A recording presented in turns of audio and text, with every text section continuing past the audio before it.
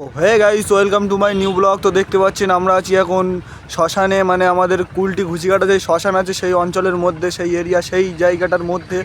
তো আমাদের এইখানে মেন ক্রিয়েটার মানে আমার মামু হয়, এটা বিক্রম মণ্ডল।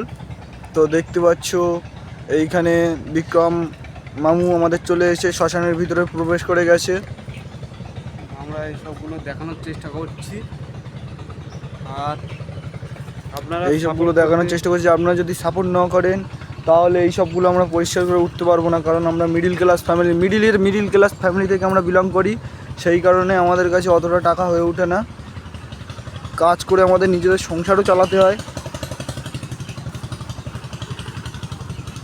কবর টবরগুলো ভেঙে কি অবস্থা হয়েছে দেখুন আপনারা।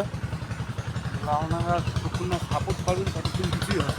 আপনারা সাপোর্ট না করলে কিছুই, আপনারা ধর্মীয় জায়গার জন্য আপনারা সাপোর্ট না করে কি করছেন আপনারা। কেটে